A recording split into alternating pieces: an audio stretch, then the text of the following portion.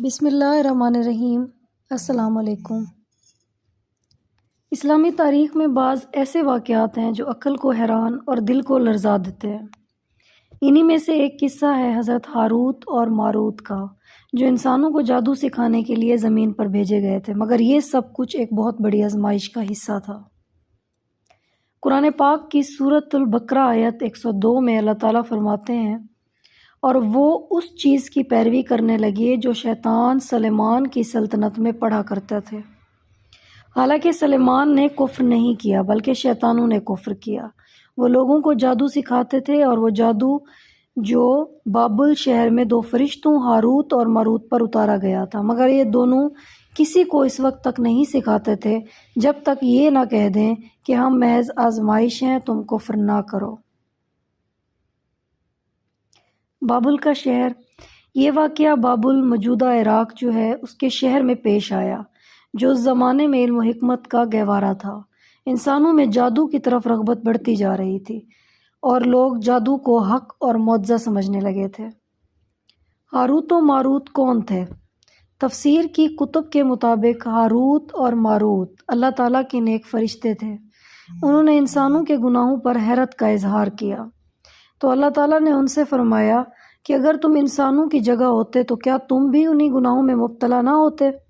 اللہ تعالیٰ نے انہیں ایک انسانی شکل میں زمین پر بھیجا تاکہ ان کی آزمائش ہو۔ انہیں شہوت، نفس، بھوک، غصہ اور دیگر انسانی کمزوریوں کے ساتھ آزمایا گیا۔ کہا جاتا ہے کہ ایک حسین عورت، بعض روایات کے مطابق اس کا نام زہرہ تھا، نے ان کے پاس آ کر ان سے جادو سیکھنا چاہا۔ جب انہوں نے انکار کیا تو اس عورت نے انہیں گناہ پر آمادہ کیا۔ اس دوران ان سے شراب نوشی، قتل اور زنا جیسے اعمال سرزد ہوئے۔ یہ بات روایتی اسرائیلیات یعنی بنی اسرائیل کی روایات میں ملتی ہے، اور ان کا مقام قرآن پاک میں تصدیق شدہ نہیں، اس لیے ہمیں ان پر مکمل یقین نہیں رکھنا چاہیے۔ جب انہوں نے گناہ کا ارتکاب کیا تو اللہ تعالیٰ نے انہیں اختیار دیا، یا تو دنیا میں سزا بھگتو یا قیامت تک عذاب میں مبتلا رہو۔ انہوں نے دنیا کی سزا کو ترجیح دی، اور بعض روایات کے مطابق وہ بابل کے کنویں میں الٹے لٹکائے گئے، اور آج بھی وہاں ہیں۔ یہ بات اسرائیلی روایات پر مبنی ہے۔ قرآن نے اس کی تصدیق یا تردید نہیں کی، سوائے اس آیت کے جو سورۃ البقرہ کی آیت نمبر 102 میں ہے، جو میں آپ کو بتا چکی ہوں۔ اللہ تعالیٰ نے ہاروت و ماروت کو یہ تعلیم دی تھی کہ وہ لوگوں کو جادو سکھائیں، مگر شرط کے ساتھ۔ وہ شرط یہ تھی کہ وہ یہ کہتے تھے کہ ہم محض آزمائش ہیں، تم کفر نہ کرو۔ یعنی جو شخص جادو کو سیکھ کر اللہ کے احکام سے منہ موڑے گا وہ کفر کی طرف جا سکتا ہے، اور ان کی تعلیم ایک آزمائش تھی تاکہ لوگ حق اور باطل میں فرق کر سکیں۔ اسلام میں جادو سیکھنا اور سکھانا حرام ہے۔ جادو ایک باطل علم ہے جس کا مقصد فتنہ، فساد، حسد، طلاق، دشمنی یا نقصان پہنچانا ہوتا ہے۔ بعض جادوگر شیاطین سے مدد لیتے ہیں اور بدلے میں کفر یا شرک کے کام کرتے ہیں۔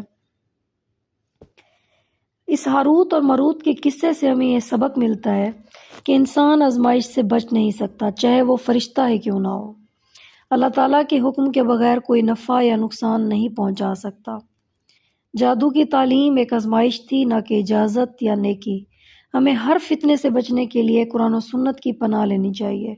حرام علم چاہے کیسا بھی ہو، انسان کو تباہی کی طرف لے جاتا ہے۔ ہمیں چاہیے کہ ہم اللہ کی پناہ مانگے ہر قسم کے جادو، شر، فتنہ اور آزمائش سے۔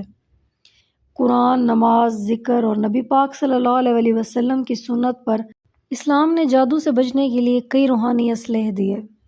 نماز کی پابندی، قرآن کی تلاوت، خصوصاً سورۃ البقرہ، آیت الکرسی، معوذتین، سورۃ الفلق، سورۃ الناس، صبح و شام کے اذکار، روحانی تحسین، مناجات، دعائیں، یہ سب ہمیں اپنی حفاظت کے لیے، اپنے بچوں کی حفاظت کے لیے اور اپنے گھر والوں کی حفاظت کے لیے ضرور پڑھنی چاہیے، تاکہ ہم اس فتنے سے، آج کے دور کا جو فتنہ بہت زیادہ ہو چکا ہے، اس سے بچ سکیں۔